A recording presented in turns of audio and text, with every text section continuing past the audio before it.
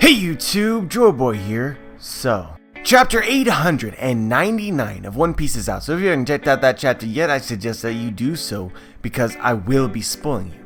But now that you have, let's begin.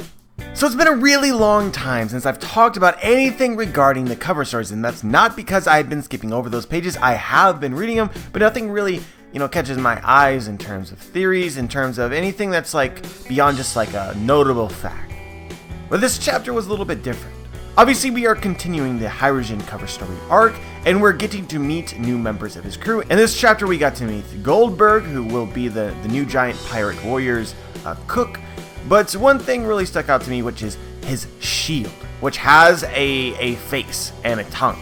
And so, guys, there might be a really simple explanation for this that I am just missing.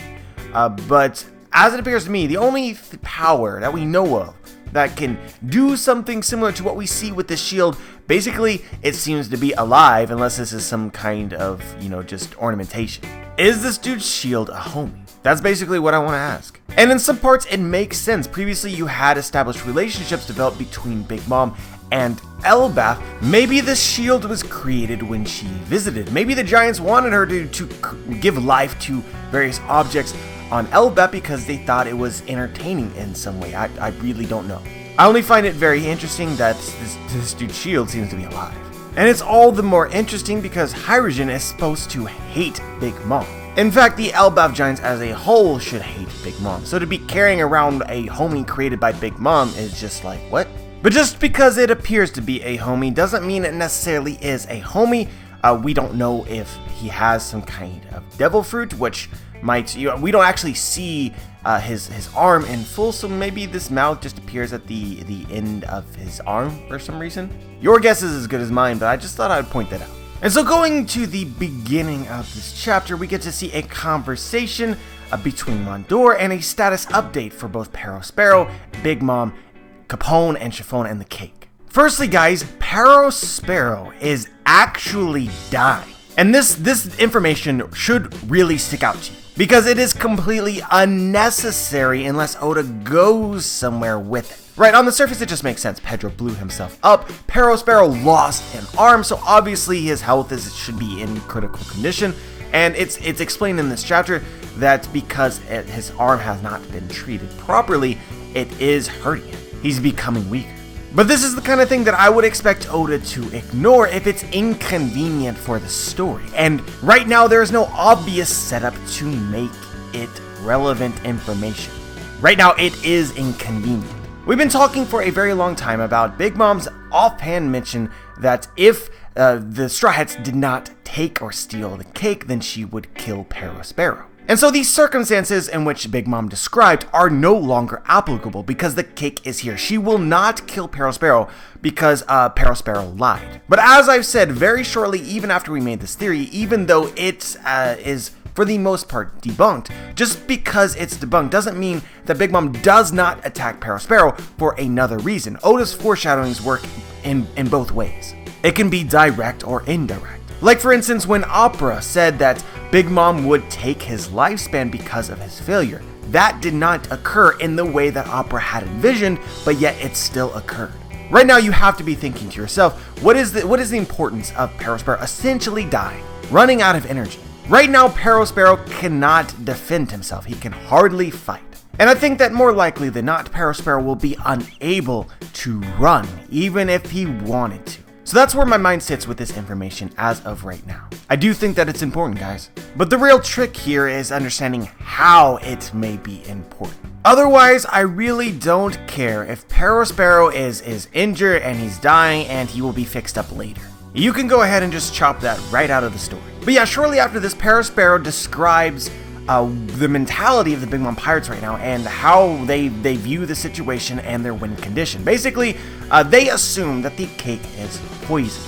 So if the cake is poisoned and Big Mom dies, then the Big Mom Pirates die with her. If the cake is poisoned but it does not kill her, but yet the cake does not taste great, then they don't stop her rage and thus the Big Mom Pirates die anyway. The only win condition here is if the cake is poisoned but does not work on Big Mom, yet it tastes great.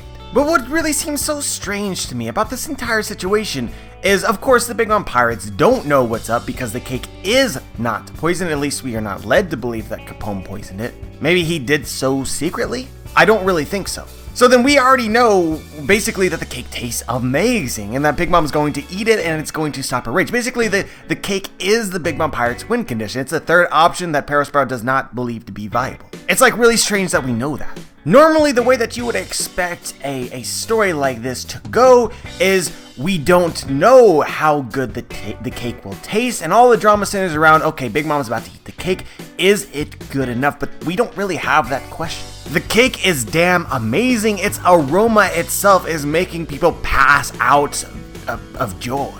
So from a narrative standpoint, you would expect Oda to take it from a different direction. But as I said, guys, this is just really, really unusual. But I think that we can derive some information from this. Even if Big Mom ends up eating the cake, and it tastes great and everything is perfect, the Big Mom Pirates will still believe that these strats have poison in it, only that the poison did not work. So Oda is not giving the strats a get-out-of-jail-free card for simply making a cake that satisfies Big Mom's rage. So the Big Mom Pirates will not forgive them, because they assume that they made the cake with evil intentions, evil in quotes. Really, at this point in time, the only person capable of setting the record straight would be Charlotte Pudding, having also been part of the process of creating the cake, and being the only person a part of their group who has not attempted to kill Big Mom. Another thing that I want to point out, and this is something that I brought up previously, and I'm not certain how it could end up being relevant information, but it might be, which is that the way that we've seen people react to just merely smelling the cake, let alone eating the cake, could give the Big Mom Pirates the impression of getting poisoned. It's so good.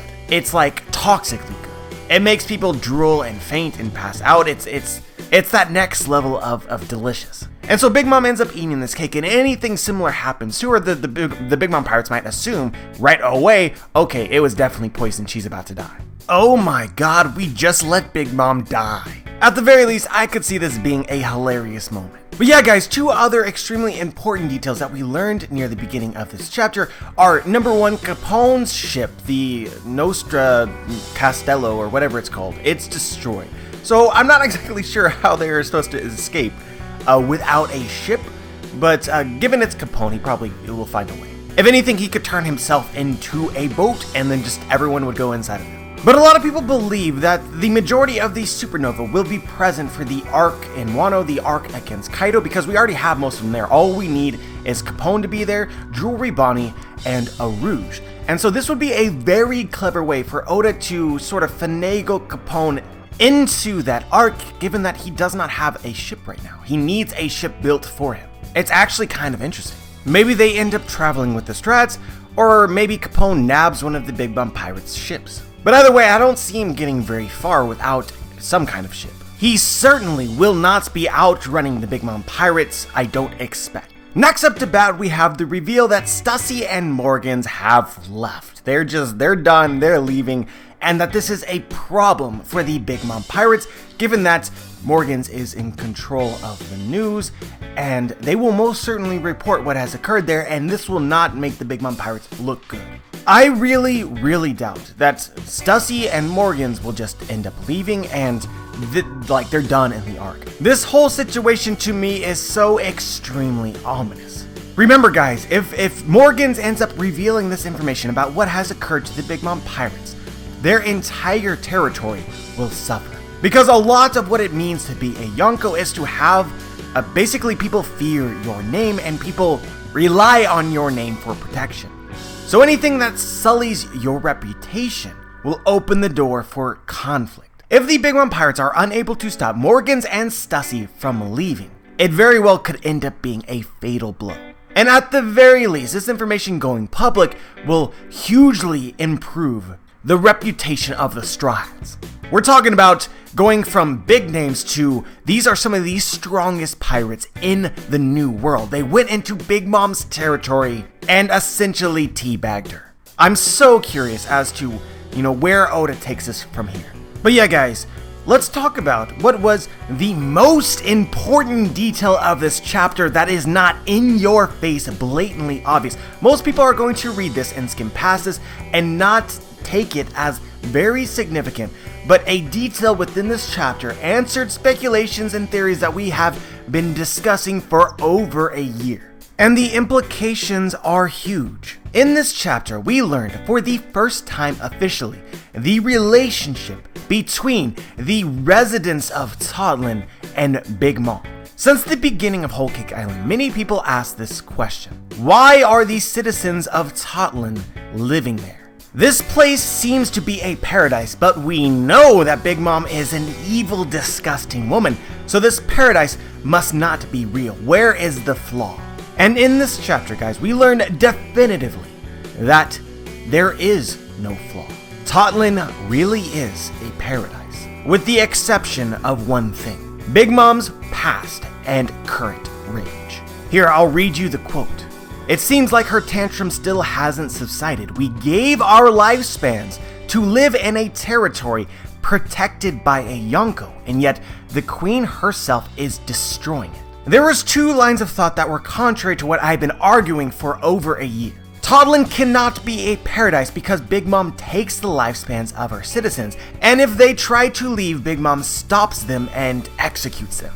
That is not the case. Big Mom does take their lifespans as a payment for their staying in Totlin, but these citizens choose to take this route. They are not forced to stay because Big Mom offers them protection. We've talked about this a lot in the past, but the many various races that are present in Totlin would be the same kinds of races that would get captured and sold into slavery. Big Mom actually provides them a service which they are grateful for. It is also implied that Big Mom does not normally attack them or harm them in any way because the events that are going on right now are unusual. Basically, from the perspective of the citizens themselves, we learn that they normally feel safe by being in Totlin. Big Mom treats her citizens right. The only wrong is the tax of the lifespan, which the citizens have a choice to accept. And it is very clear that they like to live there. Did you guys read this chapter and feel a bit of sympathy for the citizens of Totlin? I think that you should have, because that seems to be what Oda was trying to go for. Whether you like it or not, whether you understand it or not, these citizens of Totlin are players in this arc. We know that the Straw Hats are not heroes per se, but when it comes to every single arc, when it involves a country and its people, they end up saving the day. The people of Totlin are in need of saving. And so how would the Strats go about doing that? How could Oda go about doing that? This is where it's really interesting, guys, because defeating Big Mom is not the answer to their problems because they like living in Totlin and Big Mom treats them right. If you defeat Big Mom, you remove the protection of Totlin so that they can no longer live in their paradise. And some might say, well, just by feeding Big Mom this cake, if it's tasty, it stops her rage, the citizens are all good. But this is only a temporary fix, because Big Mom will have another raid. But I have to say that feeding Big Mom the cake at this point in time is irrelevant information regardless because of the context clues of the perspective of the citizens. They don't know why Big Mom has a rage. They don't understand her rage at all. All they see is that Big Mom is throwing a tantrum and is a threat to them. The perception that Totlin is a paradise is breaking, even though Big Mom is not at fault. She's sick. We pay our lifespans to stay here and be protected, and yet the person who's supposed to protect us is attacking us. In front of our very eyes, Big Mom is losing the respect of her citizens. What this is to me very clearly setting up is a mass exodus of the citizens of Totlin from Totlin. They will all try to leave because they no longer view it as being safe to live there. I'm pretty sure that most people didn't view this particular scene as being that important from this chapter, but this is literally Big Mom's dreams going up in flame or catching fire. Everything that she has worked to achieve is unraveling. And yes, it is tragic because it is not her fault. In this situation, literally nobody wins. You could maybe say to me, Big Mom is finally getting her just desserts. She's finally getting what she deserves for being an awful human being. And then I will say, did the citizens of Totlin get their just rewards for living their lives in relative peace, just looking for a safe place to be? Did they deserve this? And if this was all based on a misunderstanding, wouldn't you root for the possibility that maybe the citizens and Big Mom can come to understand each other? Wouldn't it make sense, given the history of One Piece and all the various other islands the Strats have ever visited, for these Strats to in some way assuage their fears about the future? Perhaps if Chopper cures Big Mom of her rages and explains to them what it was, maybe they could go back to living their lives peacefully? I will still defend this theory as long as I see it being a possibility, as long as I still believe it. But we should really have some serious questions right now, because it seems pretty obvious to me that Oda is setting up an exodus from Whole Cake Island. The residents themselves thinking, we can't live here anymore, what if this happens again? Big Mom is too dangerous. This would in fact be another instance in which people have abandoned Big Mom for reasons that she cannot control. I feel ridiculously confident that by the end of Whole Cake Island, many of our questions, still remaining questions about Big Mom and who she really is, will get answered. One of the things that looms in a lot of readers' minds is the impression that Big Mom would not allow the citizens to leave even if they wanted to. And I think that at this point it's pretty safe to say that Big Mom would not let them leave. In this chapter we got the impression that the citizens did not previously want to leave, but now they might. So how will Big Mom potentially respond? Oda has a very clear opportunity here to attempt to redeem and make Big Mom grow. It all depends on one thing that Oda may or may not do, but I would gravitate towards Oda doing it. Explain to Big Mom her rage and what she has done while in a rage. Big Mom, you destroyed your own country. You took the lives of your citizen. You've taken the lives of your subordinates. You've taken the lives of your own children and the person that you love more than anyone else, who you currently do not know where they went. As of right now, as I've said on multiple occasions, it does not seem like Big Mom is aware of her sickness. She has no recollection of events that occurred during it, and it seems as though the Big Mom pirates specifically never bring it up to her because of fear of repercussion. At the end of her first rage in chapter 829, she asked what had occurred, and Jinbei said, even though he knew, he said he didn't know. But if Big Mom learns that she has a rage and the terrible things that she has done during it, she might strive to be a better person and understand why these citizens would want to leave. This information might emotionally affect Big Mom, and Oda could show us her good side. She never meant to hurt any of them, and she's sorry. But on the other hand, if this information is not explained to her, and these citizens just try to leave, then Big Mom, I think most assuredly, would stop them, because she would think of them now as her enemy, as traitors, as people who abandoned her and her dreams, making her even more villainous than she is now. I hope that at the very least you guys can see that Oda is potentially setting up a huge turning point.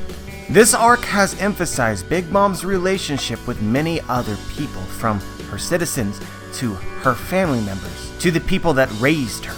It is time for Big Mom to finally understand, and for us to see how it is that she would react. But yeah, let's move on to the next part of the chapter, which focused around Luffy, Sanji, and Judge. And so this sequence changed a lot of things for me in my mind, but also gave me a little bit of what I am looking for. Basically, the important thing to take from this is, I thought that the relationship between Sanji and Judge was for the most part resolved, but that really doesn't seem to be the case. Judge right now is helping Sanji because of what Sanji did for him, but doesn't seem to see Sanji in a different light.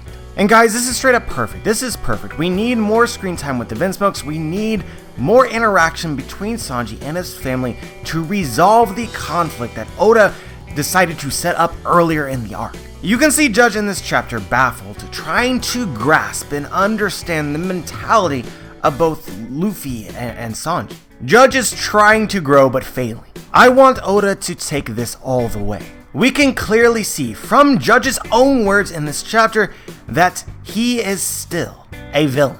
Doesn't care about emotions. Why would you ever save anyone? You're not as strong as your siblings. You're a failure.